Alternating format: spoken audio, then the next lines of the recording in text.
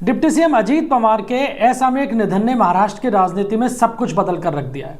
हालांकि अब उनकी विरासत उनकी पत्नी सुनेत्रा पवार संभालने जा रही हैं और जब ये वीडियो आप देख रहे होंगे संभवतः तब तक वो डिप्टी सीएम पद की शपथ भी ले चुकी होंगी। लेकिन सवाल कई खड़े हो गए हैं कि अब एनसीपी का नेतृत्व किसके हाथों में जाएगा। क्या एनसीपी के दोनों धड़े शरद पवार गुट और अजीत पवार गुट अब एक हो पाएंगे? अगर हां तो कमान किसके हाथों में होगी? और सबसे बड़ा सवाल, क्या शरद पवार अब इस एकीकरण के लिए सहमति देंगे? और क्या शरद पवार के साथ बीजेपी खुद को सहज महसूस कर सकेगी? आज इन्हीं तमाम सवालों के जवाब ढूंढने की कोशिश करते हैं। जब हम ये वीडियो शूट कर रहे हैं उस समय तक का लेटेस्ट अपडेट तो यही है कि सुनेत्रा पवार महाराष्ट्र की पहली महिला डिप्टी सीएम बनने जा रही हैं। आज वो शपथ भी ले लेंगी। आज शाम को जब आप ये वीडियो देख रहे होंगे तब तक संभवतः उनकी शपथ हो चुकी होगी। एनसीपी के लीडर्स का कहना है कि अजीत दादा के दोनों बेटे पार्थ और जय के पास में अभी अनुभव की कमी है, लिहाजा सुनेत्रा ही बेस्ट चॉइस है और इसीलिए मुख्यमंत्री देवेंद्र फडणवीस ने भी उनके नाम पर सहमति दे दी और अब वो पहली महिला डिप्टी सीएम के तौर पर शपथ लेंगी महाराष्ट्र की। अब मुख्य सवाल पर आते हैं, क्या एनसीपी के दोनों गुट एक हो पाएंगे? तो जवाब है हां, मर्जर लगभग तय है। अजीत पवार के निधन से पहले ही प्रोसेस कंप्लीट हो चुकी थी। वो खुद इसका रोड मैप तैयार कर रहे थे। करीब 4 से 5 मीटिंग्स भी हुई थी। शरद गुट से जयंत पाटिल, अमोल कोहले और रोहित पवार इन बैठकों का हिस्सा भी रहे। 9 फरवरी को जिला परिषद चुनाव के रिजल्ट आने के बाद इसका औपचारिक ऐलान होना था। 9 फरवरी का चयन क्यों किया गया? क्योंकि शरद पवार ये देखना चाह रहे थे कि जिला परिषद चुनाव के अंदर किस गुट का किस तरीके का प्रदर्शन रहता है। इसीलिए पहले मीडिया में खबरें लीक की गई, उसका रेस्पॉन्स चेक किया गया और उसके बाद में तय किया गया कि हाँ 9 फरवरी को मर्जर किया जा सकता है। लेकिन अब अजीत दादा के निधन के बाद से हालात थोड़े से बदले और इसमें डिले भी हो सकता है और अब देखना यह रोचक होगा कि शरद पवार खुद क्या करेंगे, क्योंकि सब ये जानते हैं कि शरद पवार महाराष्ट्र की राजनीति में सुप्रिया सुले को आगे लाना चाहते थे और इसी बात को लेकर अजीत पवार से उनकी अनबन भी हुई। जब अजीत पवार सक्सेसफुली पार्टी को अपने पक्ष में लाने में कामयाब रहे और विधानसभा चुनाव के अंदर एनसीपी का किस तरीके का प्रदर्शन रहा ये सब ने देखा। उसके बाद शरद पवार थोड़े से डाउन हुए और उन्हें लगा कि सब कुछ हाथ से जाए, इससे पहले पार्टी का मर्जर हो जाना चाहिए और इसीलिए दोनों पक्षों में सामंजस्य बनता दिख रहा था। लेकिन क्या वो सामंजस्य अब होगा? पार्टी के सूत्र तो ये कहते हैं कि हाँ मर्जर लगभग तय है और बड़े नेता जो हैं पार्टी के तमाम वो इस बात के लिए तैयार भी हैं। शरद गुट की तरफ से अनिल देशमुख और जयंत पाटिल का इस बारे में बयान भी आया है कि अजीत पवार की आखिरी इच्छा थी कि दोनों गुट एक हो जाएं। इसीलिए नगर निगम चुनाव में दोनों ने मिलकर गठबंधन किया और चुनाव भी लड़ा। शरद गुट के कैंडिडेट अजीत पवार का जो सिंबल है घड़ी, उसी के ऊपर चुनाव लड़े। हालांकि परिणाम बहुत ज्यादा माकूल नहीं रहे, लेकिन कुल मिलाकर दोनों गुट एक टेबल के ऊपर आते हुए दिखाई दे रहे थे। अब अगले 1 या 2 दिनों के अंदर यह तस्वीर साफ हो जाएगी कि मर्जर की स्थिति क्या होगी, क्योंकि जो खबरें निकल के आ रही हैं वो यही है कि सुनेत्रा पवार को डिप्टी सीएम बनाने को लेकर शरद पवार गुट थोड़ा असहज है। हालांकि उन्होंने इस बात पे आपत्ति नहीं जताई है, लेकिन यह भी कह दिया है कि उन्हें इस निर्णय की कोई जानकारी नहीं दी गई। तो संकेत साफ है कि असहजता शरद पवार के मन में कहीं ना कहीं है। अब दूसरा सबसे बड़ा सवाल है कि अगर दोनों गुटों का मर्जर हो जाता है तो पार्टी की कमान किसके हाथों में होगी? शरद पवार चाहते हैं कि फैमिली का कंट्रोल पार्टी पे बना रहे, इसीलिए सुप्रिया सुले को दिल्ली जाना चाहिए और राज्य में जयंत पाटिल या शशिकांत शिंदे को पार्टी की कमान संभालनी चाहिए।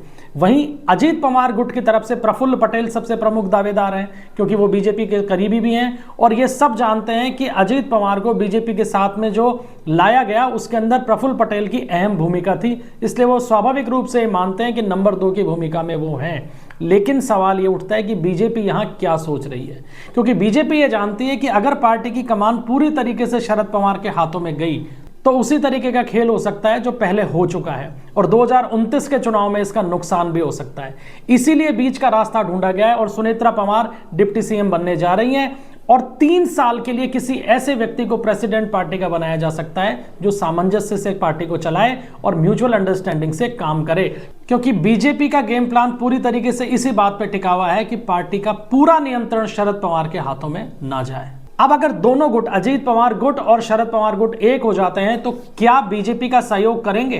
तो स्वाभाविक रूप से जब सुनेत्रा पवार डिप्टी सीएम बन रही हैं और अजीत पवार पहले ही महायुति का हिस्सा बन चुके थे तो एकीकरण के बाद भी ये गुट बीजेपी को समर्थन देगा। लेकिन शरद पवार इसके लिए तैयार हो जाएंगे क्या? अभी तक तो लग रहा है कि हो रहे हैं, क्योंकि बीजेपी को इस एकीकरण से कुल 9 लोकसभा सांसदों का समर्थन मिलता है। शरद पवार के पास 8 सांसद हैं, अजीत पवार गुट के पास में 1 सांसद है। तो बीजेपी ये चाहती है कि एकीकरण हो जाए, लेकिन सवाल ये भी बड़ा है कि क्या बीजेपी शरद पवार के साथ में सहज भूमिका में दिख पाएगी, क्योंकि शरद पवार की और मुख्यमंत्री देवेंद्र फडणवीस के बीच की जो अनबन है वो सब जानते हैं, बहुत कटु एक दूसरे के संबंध रहे हैं और इसे खुलकर दोनों ने अलग अलग राजनीतिक मंचों से दर्शाने में भी कोई कमी नहीं छोड़ी है। तो बीजेपी अब ये सोच रही है कि क्या रास्ता निकाला जाए और इसी के तहत फॉर्मूला ये तय किया जा रहा है बीजेपी की तरफ से कि मार्च 2026 में जब शरद पवार का राज्यसभा का कार्यकाल समाप्त हो जाएगा तो वो एक तरीके से सक्रिय राजनीति से पीछे हट जाएंगे और सुप्रिया सुले दिल्ली के अंदर पार्टी की कमान संभालेंगी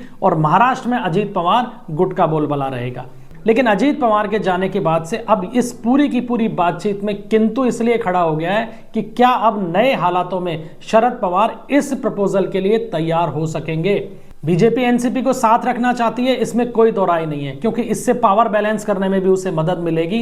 एकनाथ शिंदे की जो शिवसेना है उसको बैलेंस करना चाह रही है बीजेपी, क्योंकि सब जानते हैं कि एकनाथ शिंदे फ्लेक्सिबल नहीं है, लेकिन अजीत पवार पूरी तरीके से फ्लेक्सिबल थे।